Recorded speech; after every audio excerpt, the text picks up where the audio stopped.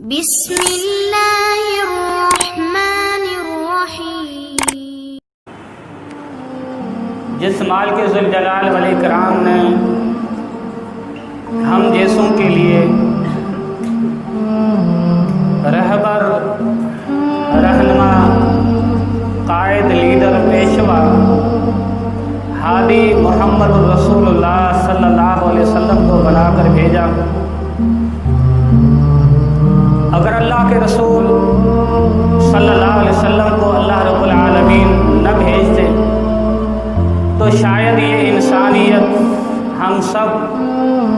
پتہ نہیں کتنے اور کون سے مندروں اور مورتیوں کی پوجا کر رہے ہوتے،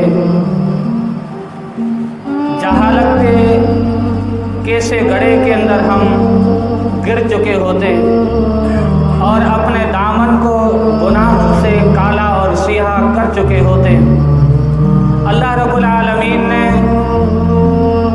ایک بہت بڑا عظیم احسان ہمارے اوپر کیا کہ ہماری ہدایت، ہماری رشد، ہماری بھلائی ہم سے اللہ نے کرم نوازی کا ایک عظیم معاملہ کرتے ہوئے رب العالمین نے رحمت للعالمین کا اس امت کے لیے انتخاب فرمایا۔ ماہ ربیع الاول کے ایام چل رہے ہیں، دن چل رہے ہیں، مسلمانوں کو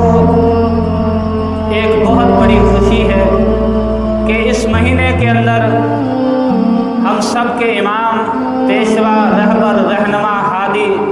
محمد رسول اللہ صلی اللہ علیہ وسلم کی پیدائش کا مہینہ ہے۔ ہمارے گھر کے اندر اگر خوشی ہوتی ہے تو انسان خوش ہوتا ہے۔ اللہ کے رسول صلی اللہ علیہ وسلم کی پیدائش کی خوشی ایک بہت بڑا مسلمانوں کے لیے خیر ہے، بھلائی ہے، برکت ہے، اور اسی مہینے کے اندر اللہ کے نبی صلی اللہ علیہ وسلم کی وفات بھی ہے، آپ صلی اللہ علیہ وسلم کی پیدائش بھی ہے۔ اہل سیر، تاریخ دانوں نے بہت بڑا اختلاف لکھا ہے، لیکن آپ صلی اللہ علیہ وسلم کی وفات کے حوالے سے تقریباً اتفاق ہے کہ 12 ربیع الاول آپ صلی اللہ علیہ وسلم کی وفات ہے۔ موضوع یہ نہیں، موضوع کچھ اور ہے۔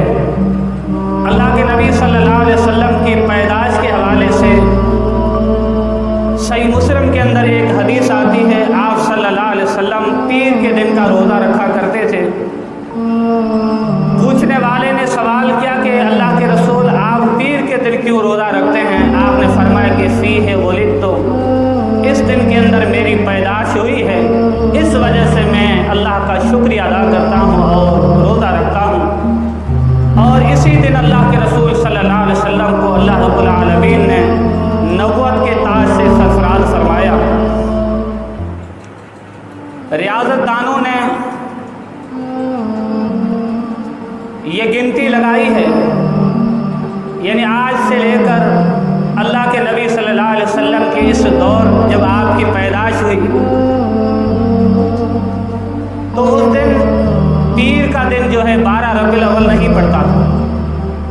پیر کا دن 12 ربیع الاول نہیں پڑتا تھا، بلکہ 9 ربیع الاول پیر کا دن پڑ رہا ہے۔ بہرحال اللہ کے رسول صلی اللہ علیہ وسلم کی پیدائش پر خوشی ہونا